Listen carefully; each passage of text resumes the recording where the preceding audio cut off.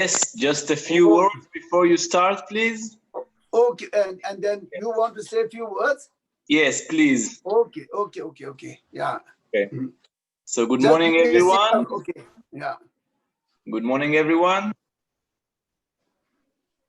Thank you all for coming. I just want to remind you about two things. First of all, about Dana, a good opportunity to practice the generosity of the heart and to give gratitude to our teacher. So all the details will be in the chat of the room. And also that all the lessons of this course are available on the YouTube of DFI. And I hope everyone have a very good lesson today. And thank you, Geshe, for this precious gift of Dharma teachings. So thank you. So now you have done your explanation? Yes, you can start. Okay. Thank you. Now I can start. Okay. So again, I'd like to say thank you so much for organizing this to Shahar and Dharma Friend of Israel. And I also like to say thank you so much for coming, all the participants who are there, and thank you for coming. Of course, my teaching is not so useful, but still you are coming, and which makes me more inspired to keep teaching in future. So thank you so much. And now we start our teaching. Of course, now we have finished all the 10 innermost treasure of Kadamba teachers. We finish, okay? But today, as I promised, that how we can integrate all these things into the practice of renunciation. Why I pay so much attention or so much importance on renunciation? Because renunciation is, I think, one of the most important thing in the beginning to open us to become a Buddhist, to open us to become a real Buddhist. I think renunciation plays a very, very important role. And when we go refugee in Buddha Dharma Sangha, and then wanted to be free from this samsara, and this is all based on renunciation. So renunciation is so important as even when we are taking refugee, we need to have a good, if possible, okay, profound renunciation. If not, at least we have to have a sincere determination to be free from samsara. And then for that, I go refugee in Buddha, Dharma, and Sangha. Okay. So therefore, renunciation is very important in the beginning. And then it makes us real Buddhist. Okay. And then when we become Buddhist, whatever practice we have, then it again, renunciation leads us, whatever we practice is become a real Buddhist practice, you see. Without renunciation, and then our practice are quite subject to whether it's real practice or not. But once we have renunciation, and then everything, whatever we practice, it really goes, okay, as a Buddhist practice. Why? Because we are so afraid of the cyclic existence and the sources of all the cyclic existence and the sufferings in this samsara. And then we are so determined to be free from this. And that is the main thing which is focused in renunciation, and which has to be within us to become a real good Buddhist practitioner. And then our practice becomes a real Buddhist practice or not. Totally depend upon them. Therefore, of course, I don't know much about Buddhist teaching, but this I felt is very important. And then I would like to share, because some of you have a really good practice and I don't have to say anything. But then, like my type, you see, we have to share how we become a real good Buddhist, how whatever we practice becomes a Buddhist practice. And then if we want to enter into Mahayana tradition, first step is we have to cultivate compassion. And then compassion is possible only we have renunciation, okay? If I have the sense of making myself free from samsara, and wanted to achieve enlightenment, having this determination, if we transfer this determination to others who are suffering in the same way as I'm suffering, then that becomes a compassion. So I always quote from Shanti Deva's text, Rangi 22,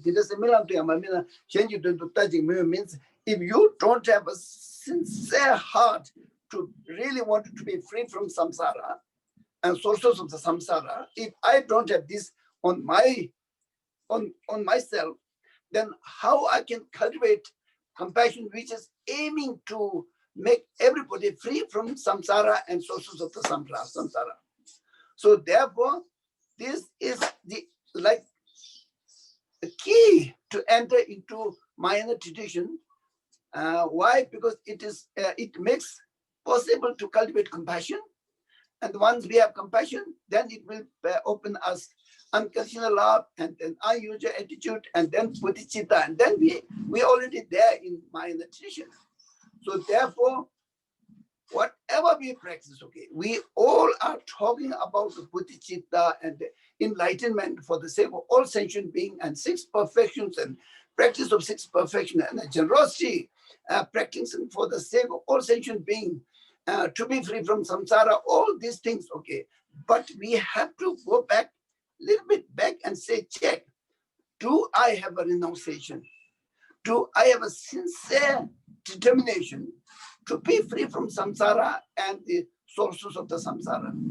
If you have this, okay, and then you can cultivate compassion by transferring this attitude towards other sentient beings. So then only we can enter into the Mahayana tradition. So therefore, whatever Buddhist practice, it is linked to renunciation, and whatever Mahayana tradition practice, it is also rooted to renunciation. Therefore, and also in a very simple way, I can say that we are doing quite a lot of practice. I'm not saying to other people, but myself, okay? If I reflect back whatever I'm doing, okay, whether I'm practicing or I'm doing some offerings or doing some meditation or giving some generosity, and then also helping some poor people or building some monastery or giving some teachings, whether all this, what I'm doing, whether these are real Buddhist practice or not, it is totally dependent upon how much practice of renunciation I have. So therefore, the teaching is very profound, okay? Whether it's a lesser capacity teaching or middle capacity teaching or greater capacity teaching, all the teachings are very, very profound. But whether these teachings are very profound to me or not is up to my perception, my thinking, my understanding, and my devotion, my dedication. If I have renunciation, and that is all I need, okay, then all my practice becomes a Buddhist practice. So therefore, I really wanted to share this to everybody. Just check how much renunciation you have. In Tibetan, we say Ngenjung Samba, okay? Therefore, Tsongkhapa taught three principal parts, okay? Renunciation, bodhicitta, and wisdom. Why he start with the renunciation? Because this is the starting point. And then he divided renunciation, how to cultivate renunciation. He says, to be detached, the appearance of this life is one factor to be renounced. And then we are practicing, and then to practice aiming to achieve a very good rebirth. That is also not worth thinking in this way. The law of karma is unfallible. So even we are born in a good rebirth in next life, that is also in samsara. That is bound to face suffering. Therefore, I should not have any attachment in this life and also in the next life. Whether we are born in goat or demigods or good human rebirth, but those are also bound to face suffering. So renunciation means to be free from all these samsaric or cyclic existence. So that is absolutely needed, okay, in the beginning of our practice. Therefore, the story goes, okay, I might have told this story many times, you see. The Domdeva goes to someone who's doing prostration. And then Domdeva asks, what are you doing? He said, I'm doing prostration. And the Domdeva said, oh, I'm happy that you are doing prostration, but instead, you better to practice dharma. And then he was reading some scriptures next time. Then again, Domdeva came. He asked, what are you doing? And he said, I'm reading scripture. Oh, I'm very happy that you are reading scripture, but you better to do a dharma practice. And like this goes on, few other things. And then at the end, this person was confused. Oh, now what is dharma practice? It seems like doing prostration looks like not dharma practice. Reading scripture doesn't look like dharma practice. So now, what is dharma practice? He asked the Domdeva, and he said, "Tselö tong" means detach the life, detach the strong attachment we have for this life, this body, and this name, and these properties, and these names and fame, and everything. We have so much attachment. Because of this attachment, and our practice is either it is not practice or it becomes a very, very weak practice. So we have to practice to make our practice real practice, pure practice, which has a potential to take us to nirvana, to make us free from samsara, or make us free from samsara and sources of the samsara. That is what we need, okay? Because we are looking for happiness, and we are not looking for temporary happiness, okay? We are looking for permanent happiness. The permanent happiness is only possible if we achieve nirvana. For that, we need renunciation. For that, we have to be detached from our worldly life.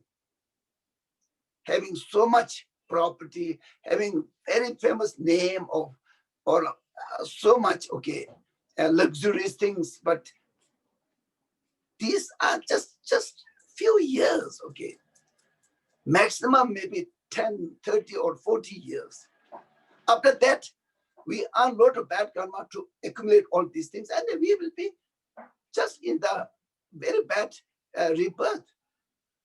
Even we are born in a good rebirth, still that is temporary, okay? Maybe it will live up to 70 or 80 years, and then it is finished. So the Buddha taught us to cultivate renunciation. Means you should not be so attached. You should not be so blind in this samsara. You should not be so blind. The pleasures, contaminated pleasures, okay? You should not be so blind. You should not be so attached to the contaminated pleasure of this world, in this life, by having good name, by having a lot of properties, by having big fames, okay? You should not be attached to this. This is so meaningless. And your practice should be totally detached from all these things. And then only your practice becomes a real practice, Buddhist practice, okay? So therefore, renunciation is absolutely important. And there, of course, I sincerely can say that I really love you all who are listening to this teaching. And I really like to tell what little I know. I really have to tell to you straight, okay? Not in a really diplomatic way. So this is what I aimed to teach 10 innermost Kadamba treasures, okay? And which is linked with the renunciation. For example, okay, setting the mind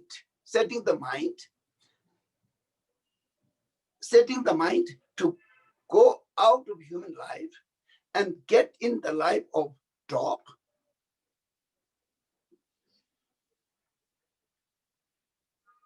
And then after that, achieve really good rebirth, like, or good achievement like Buddhahood and so on.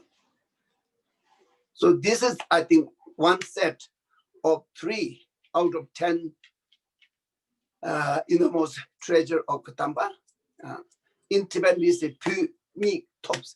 Pu is to be out from the normal human life. And then it means to enter or to reach to the life of drop. Life of drop. Very simple, no ego problem, not so many things to take care, not so many things to think, plan, no like big business, no business, Apple business, no blanket business, so nothing. So just dog's life is so simple, okay, so simple. And even they don't have to make clothes. I don't have to buy shoe. Today, to buy clothes, to buy shoe is so complicated. So many brands and so expensive. And then everybody is running after this, okay? And then mobile phone. So many, okay. Now this is, I don't know, it's Apple 11 or 13 or 14, I don't know. Everybody's running, okay. This year now, the latest one is Apple 11. And next year it will be 12. Next year 13. And we have to run, buy. But we never get any satisfaction. This is how we waste our time. How we waste our precious human life. So the renunciation teaches us, don't do this, okay? This is just wastage of your precious human life. You have so much potential. You have so much energy to do so many good things, and don't do this, okay? Just, this is so meaningless. This is not so meaningful, okay? And that if we use our precious human life, acquiring all these things is so stupid, so stupid. Therefore, renunciation teaches us how to be little wise to achieve happiness which we can rely, like nirvana. And that is possible only if we have renunciation. And the renunciation is only possible if we are not buried or blind to all these worldly things, okay? Names and fames and properties and all these things, okay? And then if we are detached all these things, we have plenty of time, you see. Our life becomes like a drop. So we just have to search for food, and that's all. Then we have a lot of time to meditate, to read, to debate, to ask questions, to receive teaching, and to contemplate. And we have a lot of time, you see. We don't have to run after fashion. We don't have to run after the latest fashion of mobile phone. We don't have to run after the so many luxurious things. All our money, all our potential, all our intelligence will be used to achieve real, permanent, reliable happiness. That is led by renunciation. And on top of this, okay, renunciation makes us real Buddhist. By having renunciation, we become real Buddhists, you see. We put all our faith or trust in Buddha, Dharma, and Sangha. And that's all. And we have become a real Buddhist. That is because of the renunciation. Why? Because renunciation makes us to be free from samsara and sources of the samsara. Okay. And then renunciation says, how can I be free from samsara and sources of samsara? And then we search, okay, Buddha, Dharma, Sangha is a source of all the happiness and the source of removing all the sufferings. Buddha taught us such a brilliant teaching because he is all-knowing one. He achieved enlightenment for the sake of all sentient beings. He taught us the best teacher ever existed on this planet, Buddha, best teacher, to whom we can put whole trust so that whatever he taught is the Dharma. And then those people who are teaching us and helping us to practice this is the Sangha. So these three has a potential to make us free from this samsara. And these three has a potential to make us to achieve enlightenment for the sake of all sentient being. But first starting point is renunciation. So we should not be so stupid as a Buddhist, you see. We have to be wise. How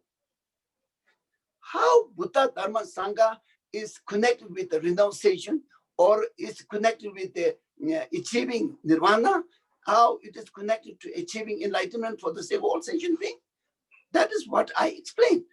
Buddha taught us that perfect teaching, which is true, and he practiced and he achieved enlightenment, and he taught exactly how he achieved enlightenment, Buddhahood. Okay? And whatever he taught is Dharma. If we practice in the way Buddha practiced, we will achieve the same Buddhahood. And on the way, we need to guide us. And then those spiritual teachers are guiding. Okay.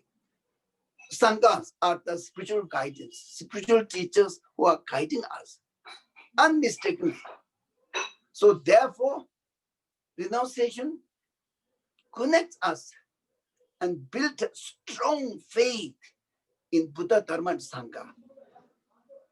And it really teaches us, and then it really teaches us how to cultivate compassion. Why? Because I suffer due to my ignorance, due to my destructive emotion, due to my bad karma.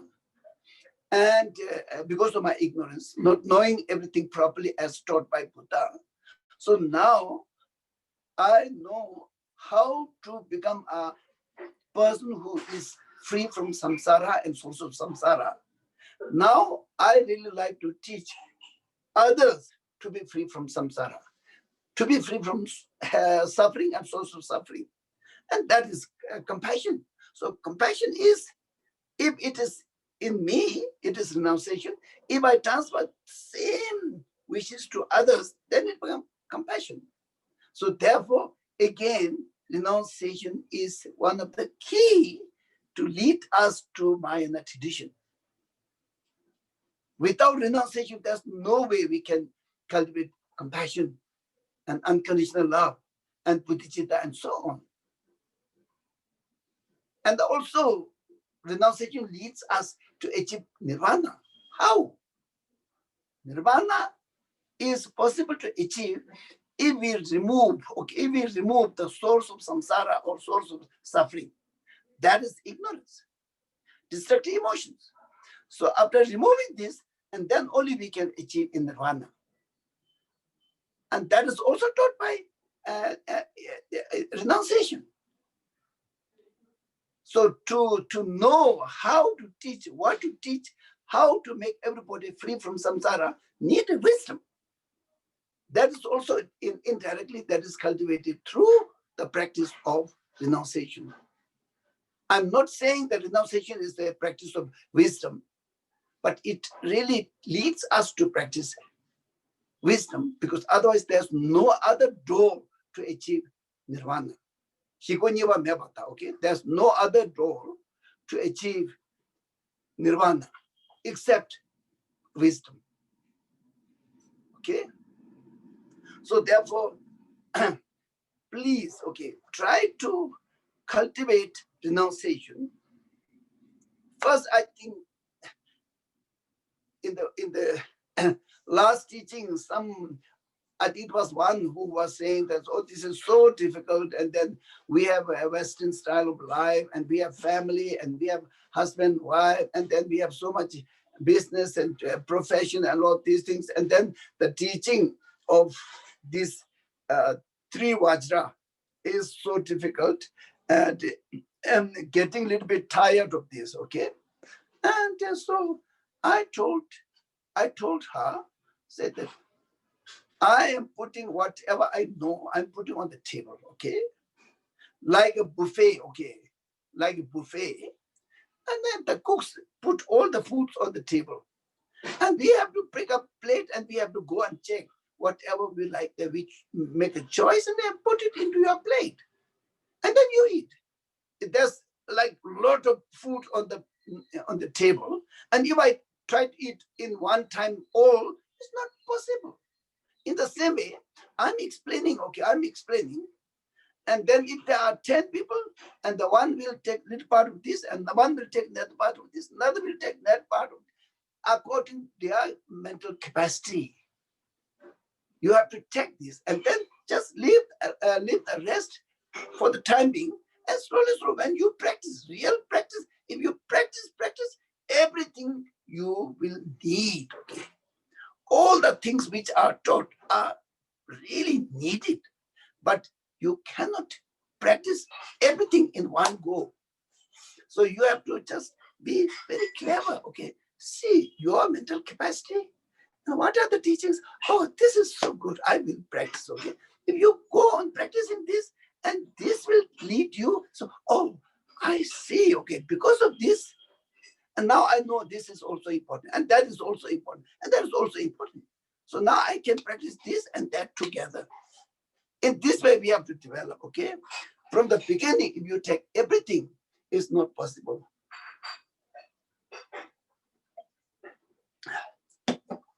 And then also renunciation, I told you that it doesn't, to cultivate renunciation, you don't have to throw everything what you have.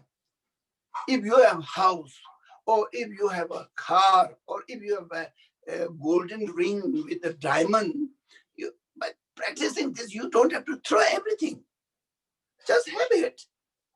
And don't be so attached to it, okay? If you are so attached, you're totally buried with attachment to this. That is the problem, okay? Having golden ring and house is no problem. If you don't have attachment, strong attachment, it's okay. You don't have to throw. Just try to cultivate inside you that I have to be detached from these things, okay? Okay, this is what I need, but then I don't want to treasure this as the most precious thing in my life. No, there are many other important things to do, to think, to meditate, to practice, which you can take in the next life and next life. So make sense to yourself, okay? Make sense to yourself, okay? You say, oh, I'm renounced, so I don't want to.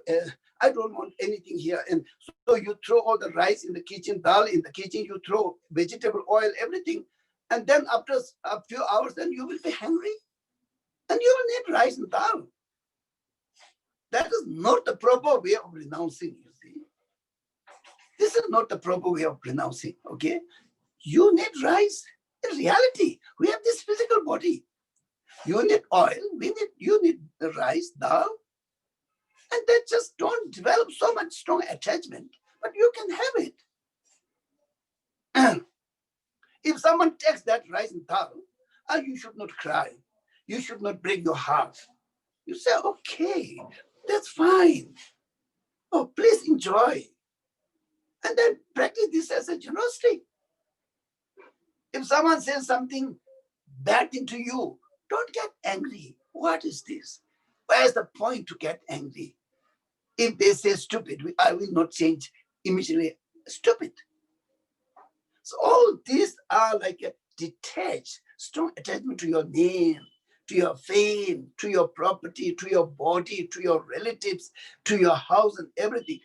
Try not to have strong line attachment, okay? That binds us into problem and into samsara. That is we don't need, okay? By having a house, no problem.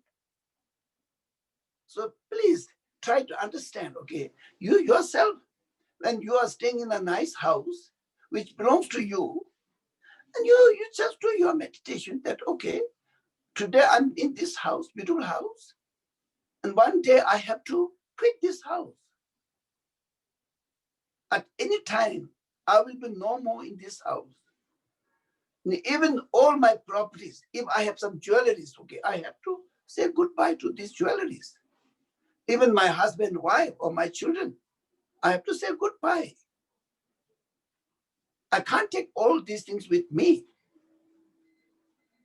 And then your names and fames and precious things, okay?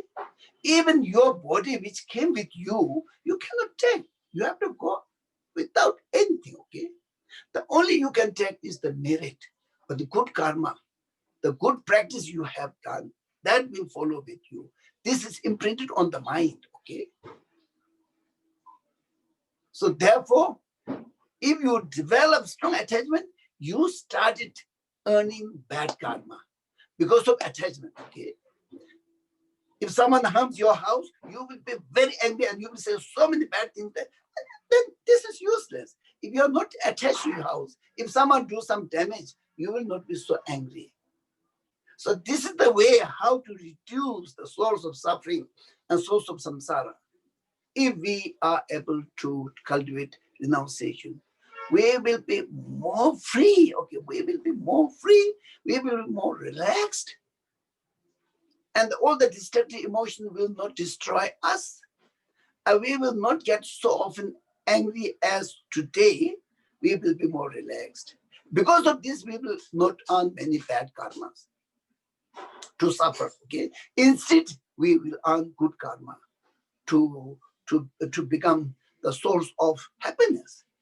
So this point, to make this point more beautiful, and then I added 10 this innermost treasure of Kadamba, okay, which I listened teaching from Genji Zitaba, as I told you.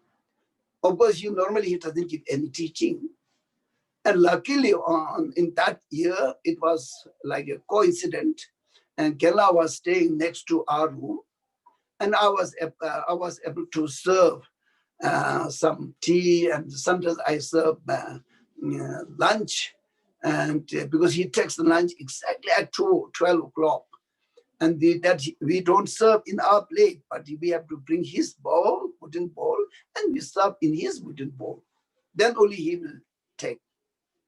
And because of this, we become so familiar to each other. And then I was able to ask him to give teaching on 3 principal aspects of Buddha's teaching by Tsongkhapa. And then he taught all these 3, and then renunciation he taught a lot. And he connected with this 10 innermost treasure of Katamba, okay? So from that perspective, and then I'm teaching. So practice this, okay? Try to be inside from your mind. Try not to be so, not to live in an artificial life like today. Just go out of this artificial life and go somewhere where you can consider yourself as like a dog. And then you will have a lot of time. And then during this decision, and then you need 3 vajras, okay? The first one, Pema Dorjee, is the vajra which is the antidote to the grasping, okay? Oh, I can't go away from my family. I can't go from my house. I can't leave everything there. And I have so many things to take care. These are the grasping, okay? And the vajra helps. Don't listen to this. You have to be firm to go away from there and to be free from these things, okay? That is the first vajra, okay? The vajra is not a physical vajra, it is a mental, very firm mind. Firm mind, okay? Well established, firm mind that whatever I wanted to achieve, either nirvana or Buddhahood or whatever, I really like to be unshakable, firm like Vajra, okay? So at that time, if someone said, don't do this, don't leave us, don't detach yourself from your house, your car, or your property, your bank balance, and then at that time, you have to use the Vajra, say that these are not important. To achieve nirvana or to achieve enlightenment is much more important. So I have to stay very firm that I wanted to achieve this. Okay, I will not listen to these people or these things. So that is the inner vajra, which is the first one. Okay. Therefore, when you are renouncing anything, then you need this. You today, I don't know, maybe, and I have to leave this house and leave this family, but because I really wanted to achieve nirvana, so maybe I stay 1 week, okay? And after 1 week, again say, oh, I don't know, maybe, okay, I will leave after 1 month. It's so sticky. And that time you have no vajra. You have no vajra. You have no determination, firm determination. So you have to have this vajra, which is say that don't listen. House is beautiful. It doesn't matter. It's so not so meaningful. And your wife is crying, not so important. Your husband crying, not so important. Your bank balance left, not so important. Your determination to achieve nirvana or to achieve enlightenment has to be very, very firm and unshakable, okay? That also has to take some time to practice, okay? Don't think that you can do tomorrow. Don't think it this way. You have to practice 1 year, 2 years, slowly, then it will come. Then it will come, you see. So vajras are used in this way. And then when you leave everything and you become backer, okay? And then you have to live in a very, very shabby house, very poor condition, and clothes are very poor. And then people will make face to it. Oh, now see, what is this? So stupid. He was rich, now he's like beggar. He is like garbage. You had these things. And at that time, then you should not be embarrassed. You feel yourself proud. I'm so happy that people are saying like this to me. That means I am doing pretty good, okay? And I really like to remain this, okay? By hearing this, I will not change. By hearing this, I will not change. I will go and buy new clothes. No, I will not. And if I buy, then I break the vajra. So if you are able to remain firm, totally determined, and that firmness of the mind is called the vajra, okay, which can remove the embarrassment when you enter into the life of dog, you see. And then the third vajra has to be constantly with you. You have to be very, very wise. Constantly you have to be wise. What I am doing, what I'm practicing is so important. Not only for myself, for so many people. And this is totally 100% reliable. And this will never fall me into suffering and sources of suffering. This will lead me to perfect happiness, okay? Highest happiness. It can lead me to the highest happiness. So this, like understanding through wisdom, the source of the suffering and source of the suffering, everything. Understand this, and these are making mistake because of ignorance. And now I want you to develop wisdom. And because this, I'm so clear, whatever I'm practicing is a proper, wise, and very clever path, which will lead you to be free from everything, suffering, a source of suffering. That clarity in the mind, which makes you very firm, very strong to practice renunciation. And that is the third vajra, which is called Geshe Dorjee Rangda Drop. Geshe Dorjee is the wisdom vajra, which has to be the leading inner teacher throughout your practice, okay? If you have this, you will not make any mistake. You have all these three vajras, then you will never fail. You will never fail to your practice. You will succeed. You will succeed. Fully, you will succeed. Therefore, even you are determined to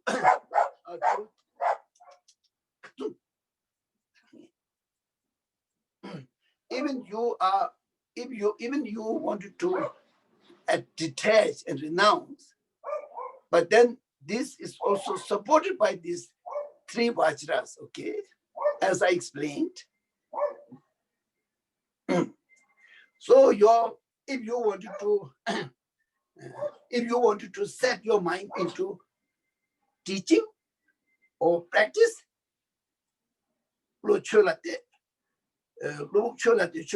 and then to practice, you set your mind to become a beggar or poor.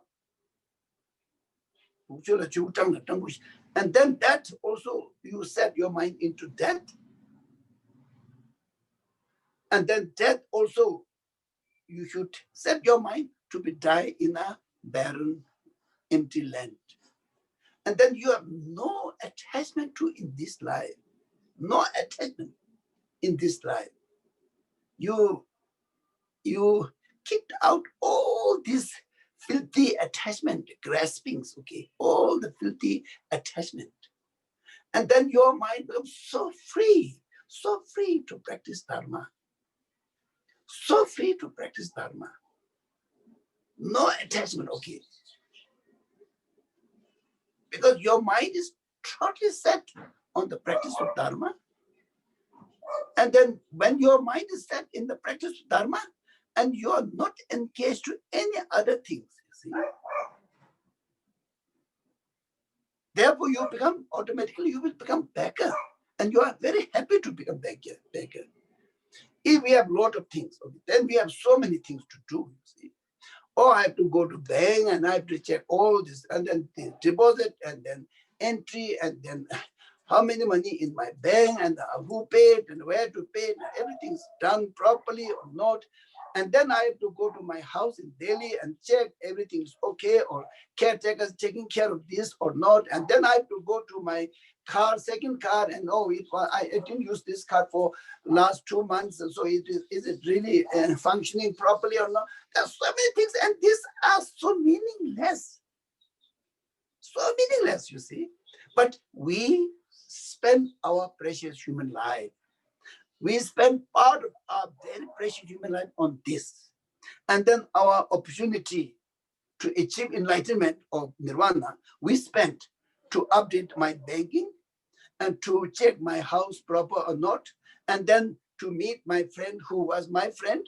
Now he is changed or not. So meaningless.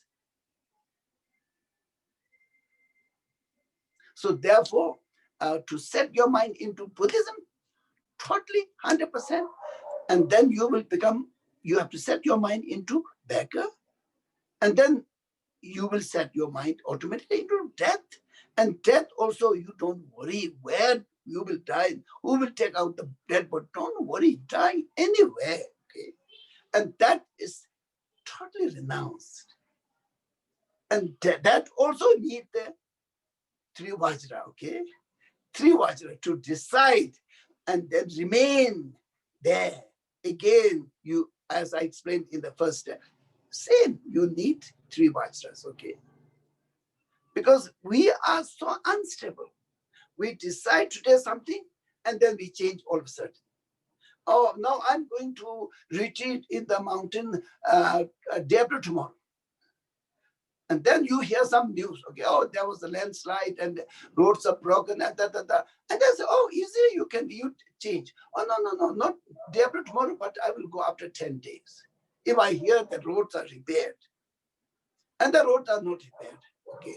And then you say, oh, no, I have to go to next month. And then slowly next year. And then your practice will be totally disappeared. If you have all these vajras, a renunciation, accompanied with these 3 vajras, okay, and then you will never say, you will never change. You decide and stay, because this is the most important thing. You know through your wisdom, and you know this is so useless to change, and all these are supported by the Vajras, okay?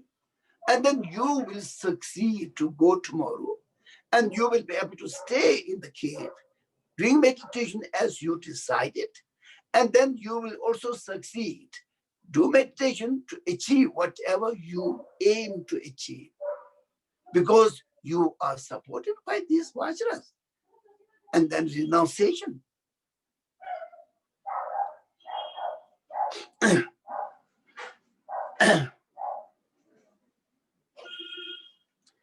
So I told you the importance of the renunciation and how renunciation is connected with this 10 innermost treasure of Kadambas. I think I roughly told everything. And now I think you will understand, okay, even I failed to explain everything, and there's no problem, you will understand. If you just go, if you just give a thought on it, you will understand easily. Every component for the renunciation, you need every component of all these 10 innermost treasure of Kadamba. And then only your practice will be really a profound practice. And having this renunciation, and then your door will be open, okay? Your door to minor tradition is open. Your door to Tantrayana is open. Your door to achieve nirvana is open. Your door to achieve enlightenment is open. Your door to achieve bodhicitta or compassion is open. So it is so important to cultivate renunciation. In some cases, or in several cases, people started thinking that renunciation is more difficult than compassion. And people started even saying to me that compassion is okay, I can accept this easily. And loving kindness also okay, I can accept this easily. And bodhicitta is very good, okay, I can practice this. But renunciation is very difficult. Especially when you practice renunciation from the perspective of 10 innermost treasure of Kadamba, then they think that this is absolutely impossible for us. And this is wrong. Absolutely not possible for us is wrong. Okay, it's absolutely possible for everybody. Absolutely possible for everybody. Okay. As long as you are a human being, you have intelligence, you have mind, human mind. It's absolutely possible. Totally depend upon you. So now I'm repeating again a little bit. Somo, choose that. Hey, somo, oi.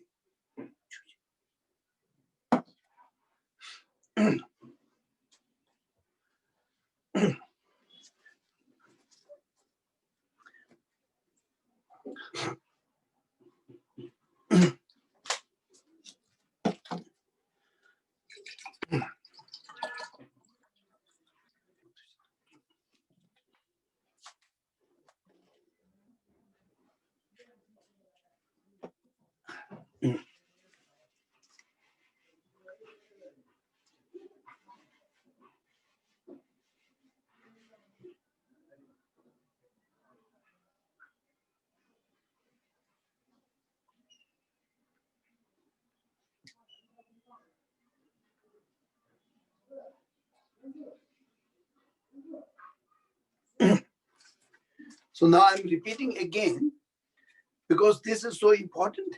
And I might have talked this many times in different places, okay? I might have talked because I always try to start with this sort of teaching. Because if the teaching and the person has a gap, teaching is very profound, and the person is also good human rebirth. But if there's a gap between these two, that means that person is not practicing Buddhism.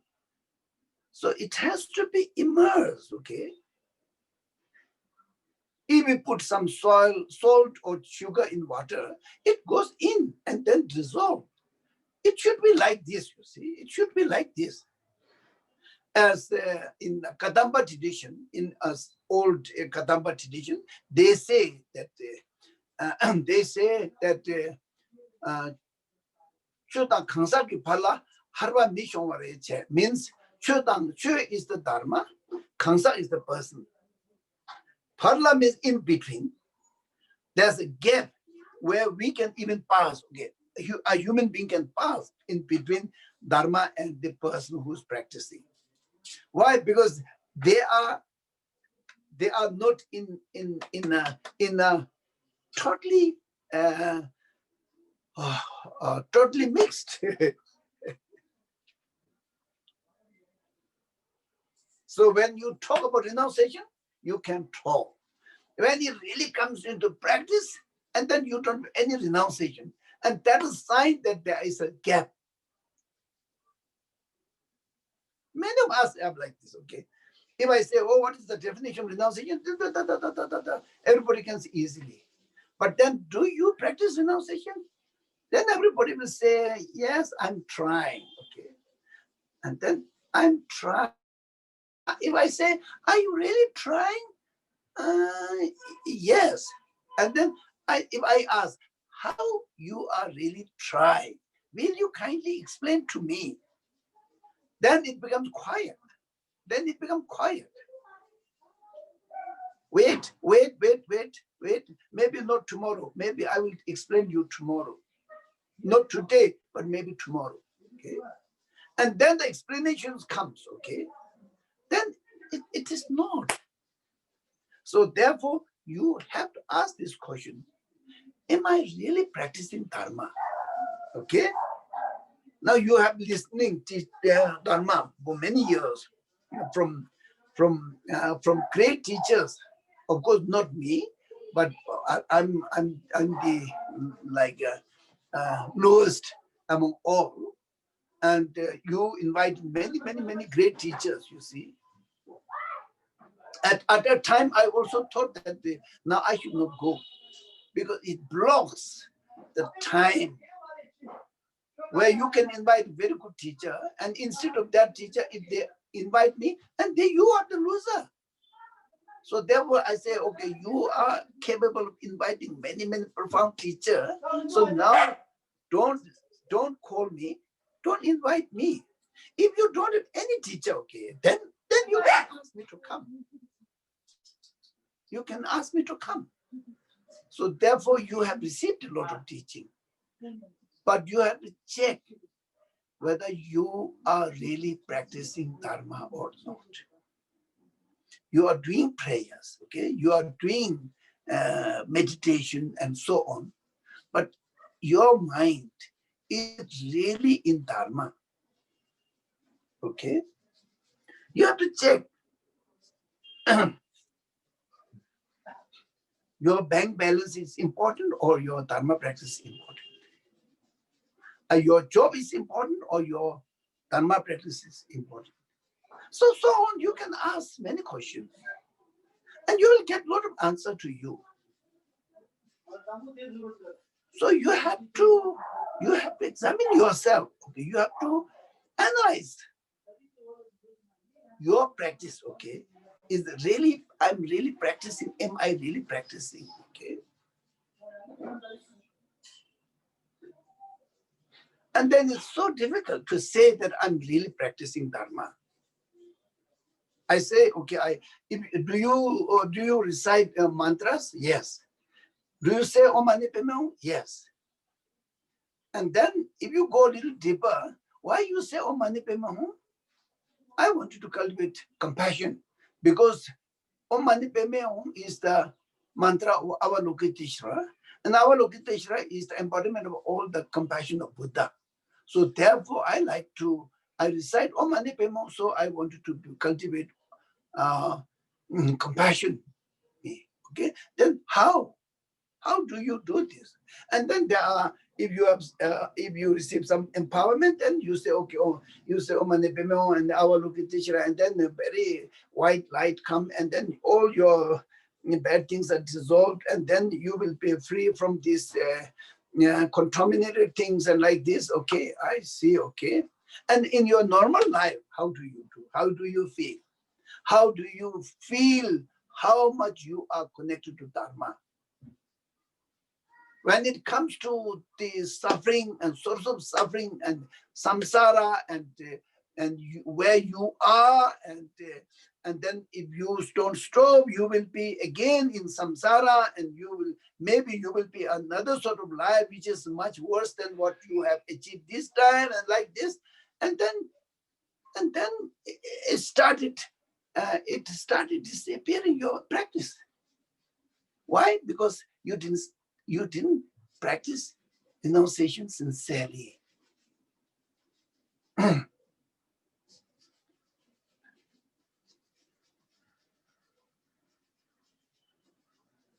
then there are many other questions I can ask, very, very sensitive questions I can ask. But of course, now you better ask a question to yourself based on your capacity of the mind. Based on your capacity of the mind, okay, how much you are renounced, how much you are detached, how strong your attachment towards your properties or towards your family or towards your car or whatever, okay. This question you have to ask every day and try to be aware how much attached you are, to try to be aware how strong attachment you have. Okay? When you started detaching from your family, you feel so shaky. Okay, you feel, oh no, I can't go. Oh, no, I can't go this way. No. I have to remain in my family. Okay. But I told you the story of Buddha, you see, when he left his palace with his beautiful wife and a sweet baby, he left. Why? Because he has much more important things to do, to achieve, than totally remain with his wife and baby. If he didn't leave at that time and did his meditation, 6 years meditation, and tried to achieve enlightenment under the Bodhi tree in Bodh Gaya, and then today we will have no Buddha's teaching today. And then from Buddha's time till today, how many sentient beings have been achieved enlightenment? How many sentient beings have been achieved nirvana and renunciation, bodhicitta and compassion and loving kindness, so on, okay? So many great teachers produced. Thousands, okay, thousands in India and also in Tibet. Because he renounced from palace, beautiful palace, luxurious life, very good, elegant beds, rooms, beautiful wife, baby, and all the servants and everything. And he decided to go away from there. That made him Buddha. That decision with Vajra, okay, made him to become Buddha. Okay? If he didn't use all the 3 Vajras, maybe he might have gone back to his palace. And if he didn't use the Vajra, he may not stay 6 months, 6 years meditation under the tree to search the truth, to achieve enlightenment. Okay? And these are so Buddha did this because he wanted to show us the example, you see. He wanted to show us the example, how we have to be renounced and how we have to practice. And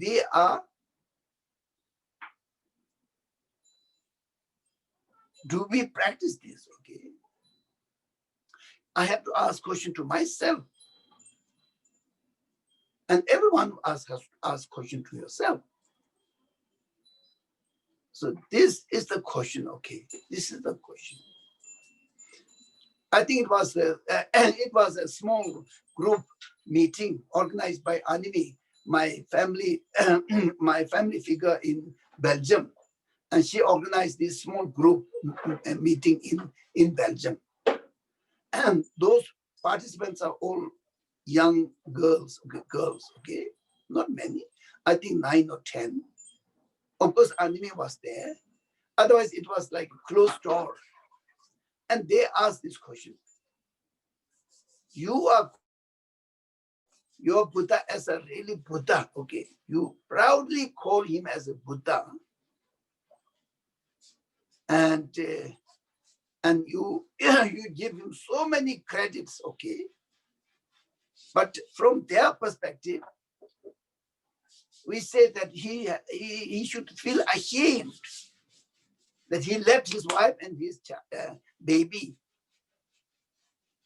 without attending. He ran away from there. I think this is a disgrace. They asked this question, and what is your answer? They said, okay.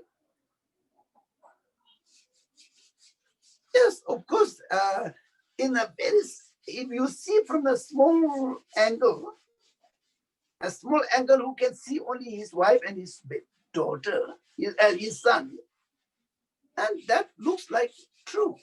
But if you see from the bigger perspective, this is just like a common sense, okay? If I'm able to save the life of 100 people, and why should I be died only 2 people? And Buddha know this, okay? Buddha know that if I just stay in the palace, then I will be totally buried in this sort of samsara, and then I will not be able to lead any sort of human being to enlightenment or to nirvana. So if I renounce today, I will try to achieve enlightenment, and then I will give all the teachings, what I experienced. And this teaching will go on listening, practicing like thousands or millions of people. And then thousands can become free from samsara and free from suffering and sources of suffering. And then just thinking only 2 persons is not worth. Okay? And ultimately, these 2 persons, temporarily, they might have felt sad, you see. But at the end, they become also the disciple of Buddha. And now today, because of this decision of running away from palace, today we have this precious Buddha's teaching, which is so profound, so relevant, even today, after 2,600 years, still it is so relevant. So many people can be free from suffering, source of suffering. So many people can practice, enjoy Buddha's teaching, because Buddha took a very, at that time he was Siddhartha, okay? Siddhartha took a very, very wise decision, which has so much depth to benefit so many sentient beings. So his decision was not stupid, was a very wise decision, okay? And later his wife and son also become his disciple. They also enjoyed his teaching. What more we need, okay? And his teachings were heard by millions of people, even today, okay? And now today, even the scientists are interested in Buddhism. So therefore, we should not be so narrow-minded, okay? For the benefit of bigger perspective, and then the benefits are also long-lasting, then we have to decide, we have to sacrifice, okay? So these are all related with the renunciation. As in the beginning, I told this as an example, and I hope you will agree with this. And then if you don't agree, and you can ask some question, okay? Just a few people ask question, okay? And most of them I give answer, okay? Some of them, it was quite difficult to give immediate answer because I don't know what is his motive behind this question. So then it is quite difficult to ask questions. But most of the questions are very positive. And then, of course, I give some short answers, and then, yes, we settled almost all.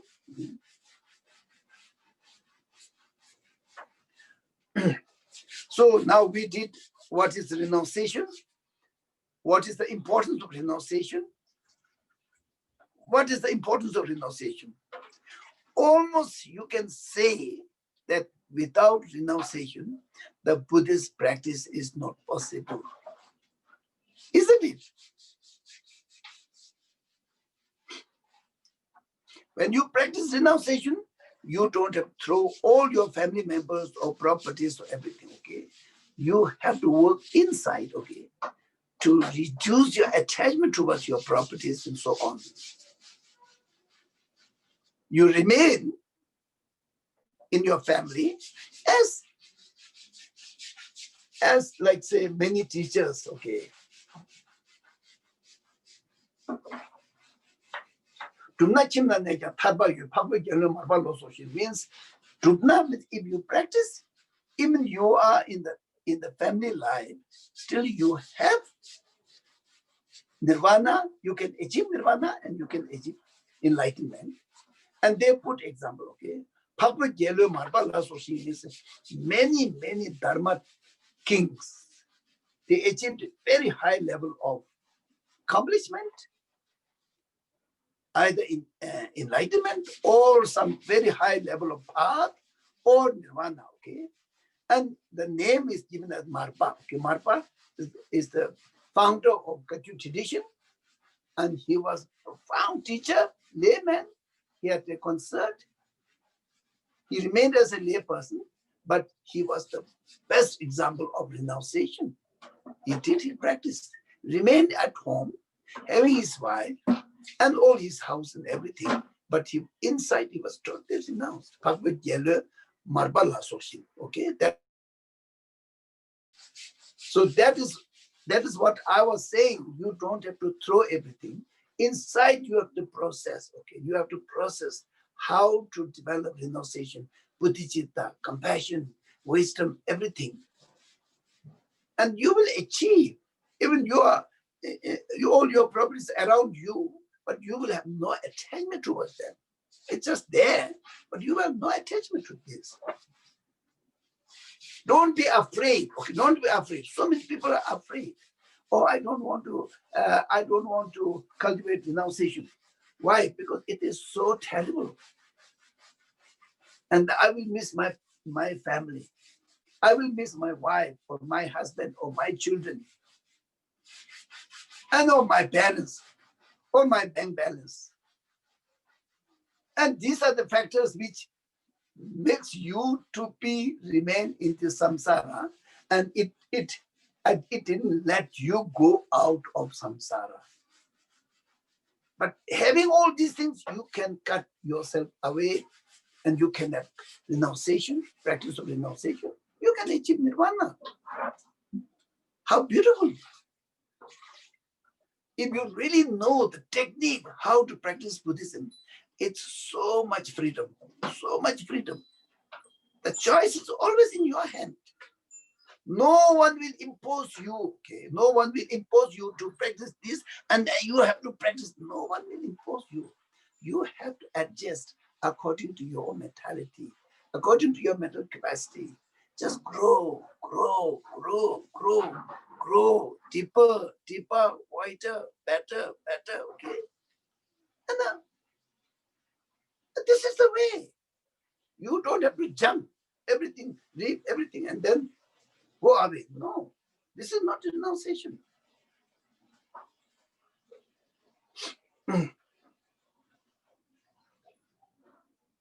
This also, therefore, the importance of renunciation, the meaning of renunciation, the impact of the renunciation to all other practices, okay, all other practices.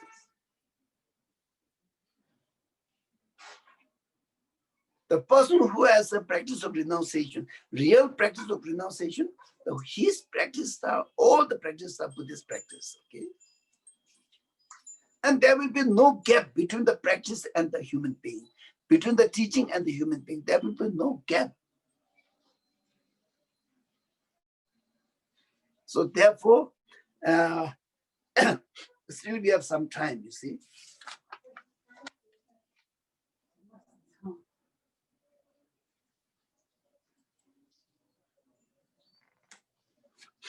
I hope I did connect everything together with the renunciation. And of course, all the vajras you can also use when you are practicing compassion. you can also use when you are practicing unconditional love, and then you can use when you are cultivating bodhicitta. Okay? And all these vacharas, you can use whatever Buddhist practice, you can use these. Okay? Because we have so much nervousness. We have so much nervousness that, oh, if I become monk. When I was a monk, you see, everybody was shocked.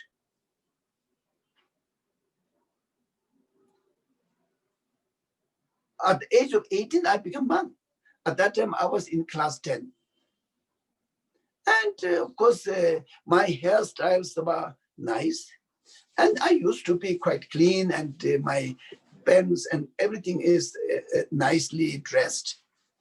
And I look quite attractive. I think so, but I'm not sure. But all of a sudden, I become monk. All my friends were shocked. Why you become monk? Why something happened in your mind? No, I was already conditioned to become monk when I was like a small baby.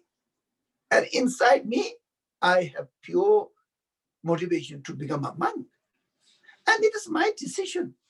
My brother didn't influence me. My sister didn't influence me. My parents didn't influence me. But it is enough from my inside who decided this. I don't know exactly how I can explain this. But the people started saying, why you become monk? Okay. And they started making face to me. You are very funny. Almost they are saying that I made a mistake. And many of my sincere friends, they were saying that you made a mistake. And they were thinking that if I was a bit ugly, then they may say, oh, I think you did the correct decision. They might say. That mentality is so disturbed by these worldly things, you see. And then slowly, these sort of things are slowly settled, okay? And after finishing class 11, and there's so many people who think that I will go to college. So I didn't go to college. I went to Buddhist dialectic to study Buddhist philosophy. And some of them say, oh, you made a mistake. Why? You're going there. And it was a brand new institute. And there was only one teacher. Of course, it was started by His Holiness Dalai Lama and funded from the private office of His Holiness Dalai Lama. But otherwise, it was just in a small building, one room, very small building. That started. And then some of them, why did you go there? Instead, why didn't you go to college?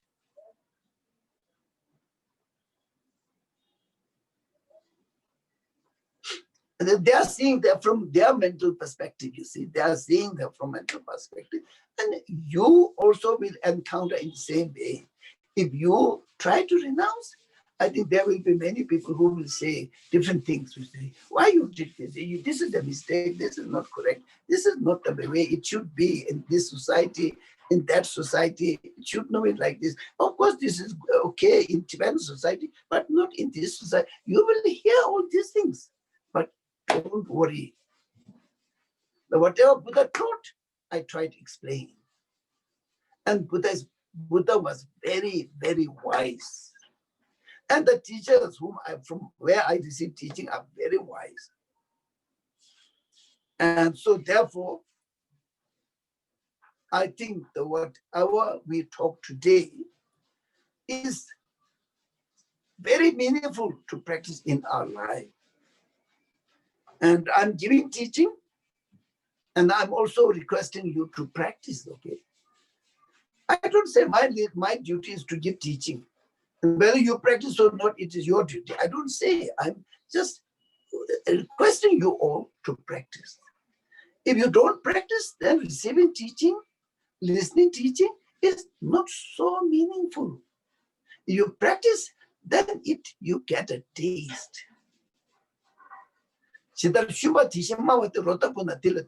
Means if you just simply talking, then you are eating the outer layers of the sugar cane.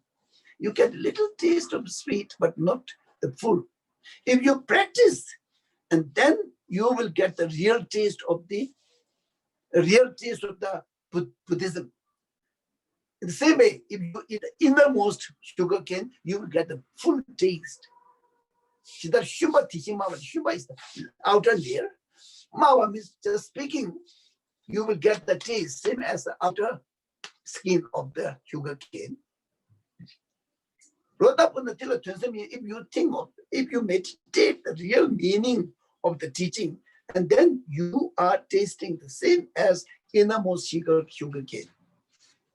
So the teachings are less tasty when you are talking, but much, much, much more delicious, much more tasty when you practice. Therefore, I also repeat again the one of the short saying by Milarepa, which I repeated many times. Say,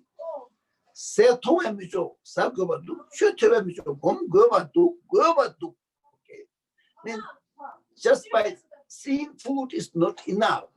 To get the energy, to get the nutrition to your body, you have to eat it.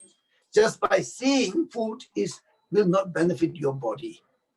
In the same way, by listening teaching is not enough.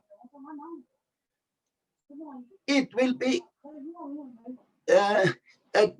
you will get the real sort of essence if you practice.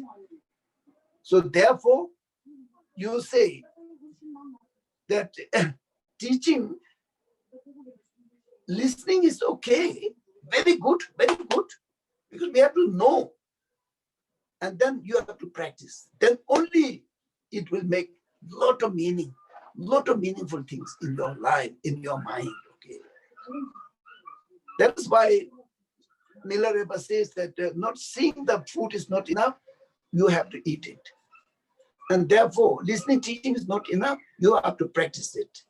Gom is to meditate, practice, okay? That is what Milarepa says. And I also quoted in the beginning from the Shantideva's text, saying that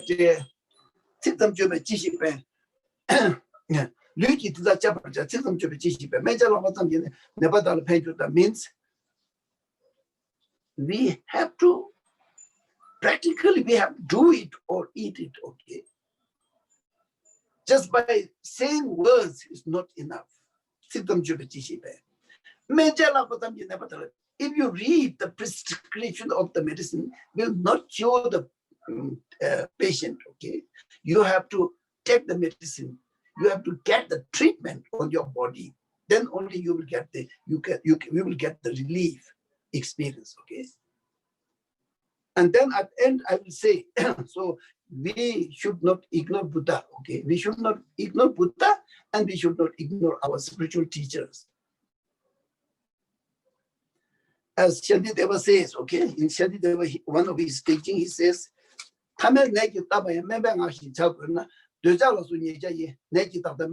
means just if we suffer an ordinary disease, like stomach pain or headache or like this, we have to listen to the doctor exactly, and we have to eat the medicine what he prescribed, and then only we will be cured.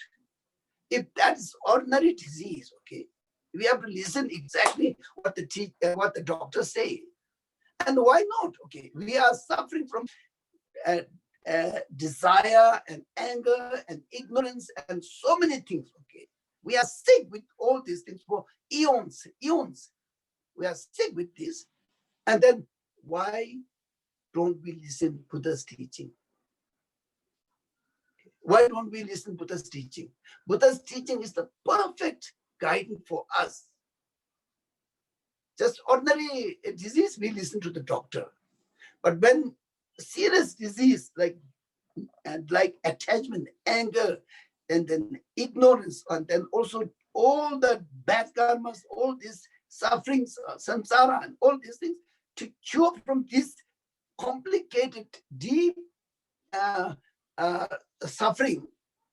And then why don't have to listen Buddha's teaching and practice. Stupid, okay? We have to listen Buddha's teaching, and we have to listen and we have to practice. Then only we will be free from this suffering and the suffering and sources of suffering.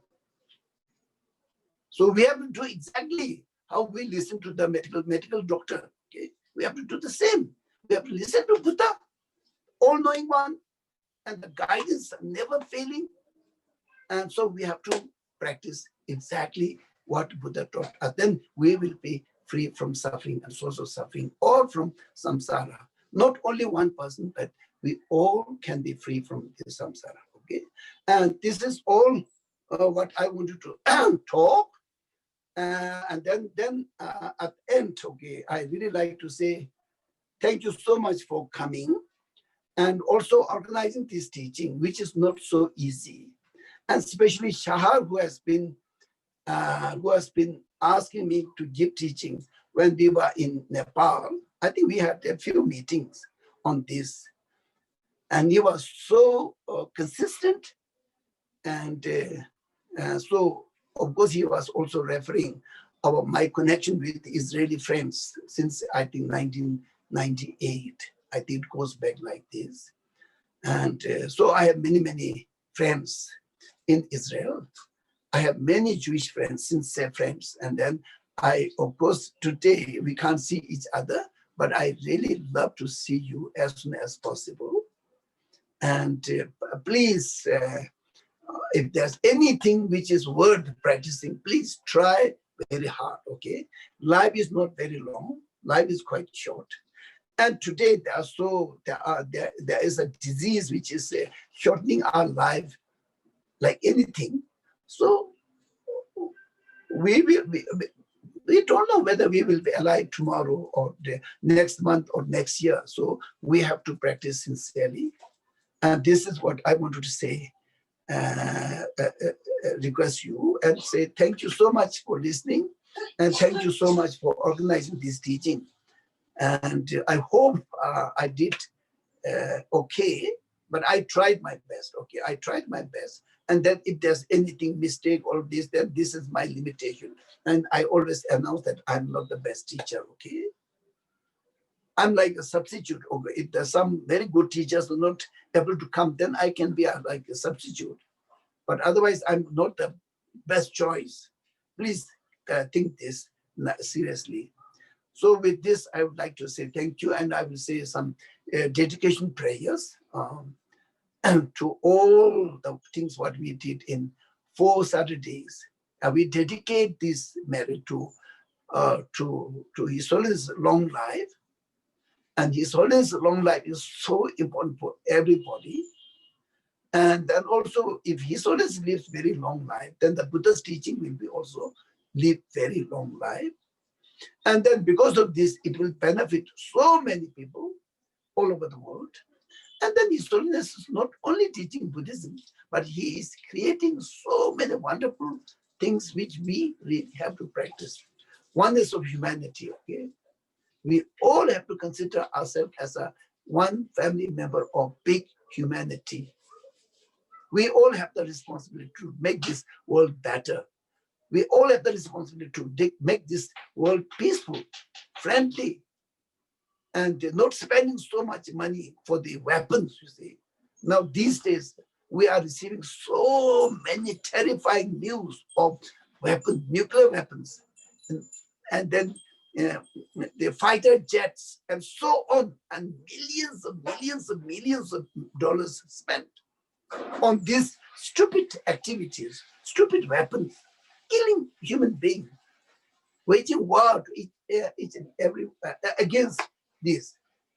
And then some countries are so aggressive that they are really aggressive to everybody. So like this, I think is possible to solve if His Holiness lives a very long life. And then also, we also have to think of his mission, okay? Try to integrate some of the basic good human values. The values which is not dependent upon religion. So these things, I think we all have to read and then try to integrate into our society. And then also the ecological issues, what His Holiness is saying. Today, I think we are destroying everything out of our greed. The greed is the worst enemy. Greed. So much greed, okay, for the name and fame and money and business and so on. And this greed is now destroying everything, eating everything, and fighting each other also coming out of greed. So therefore, we try to influence friends and then friends. So try to reduce greed and try to stay more contented, okay? And it is related with the renunciation.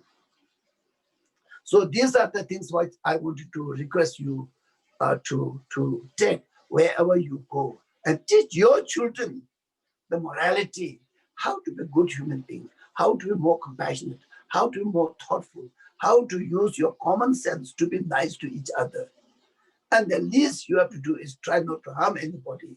If possible, try to help others. Okay. So these are the messages given by His Holiness Dalai Lama. So we all have to practice this and implement this in our life as much as possible. Okay. Every one of us has a responsibility because we all love to be happy and we don't want to suffer. And then for that, we need this sort of guidance from His Holiness Dalai Lama. So with this, I dedicate all this teaching for His Holiness healthy and very long life, which is the source of all the hope for humanity. And so I say some prayer and then we will finish, okay? So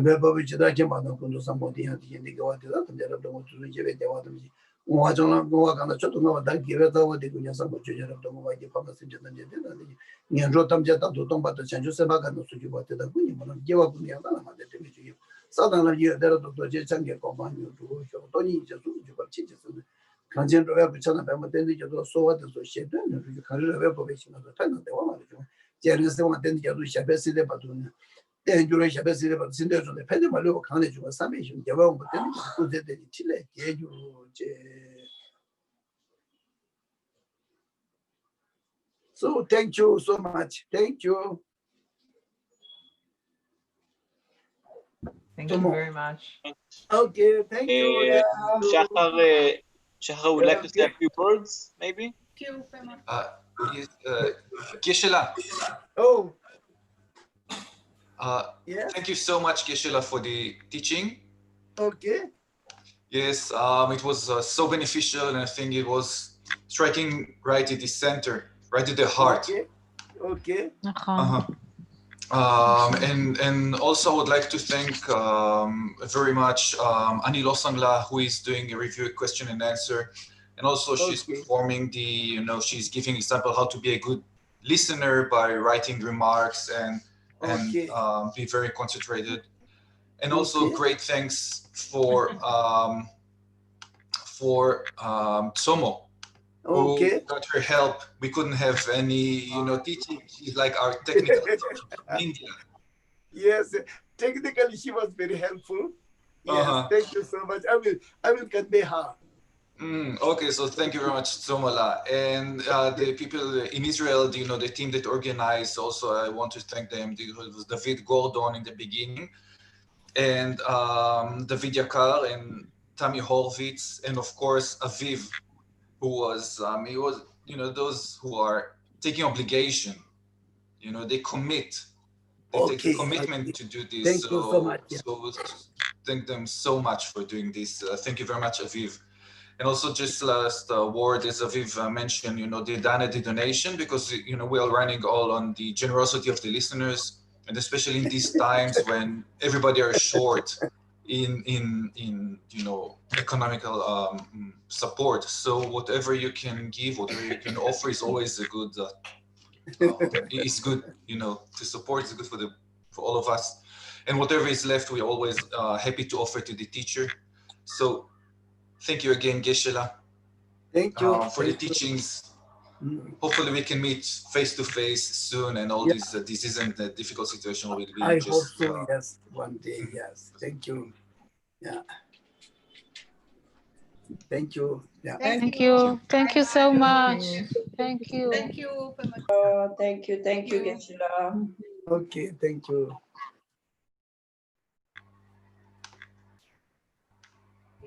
Buddy. Thank you, Shahar. ביי ביי. סוף שבוע. ביי ורדה. ביי חמוד. ביי לכולם. ביי ליאורה. תודה לכולם. להתראות. ביי ביי, תודה. Many Tashi dialects from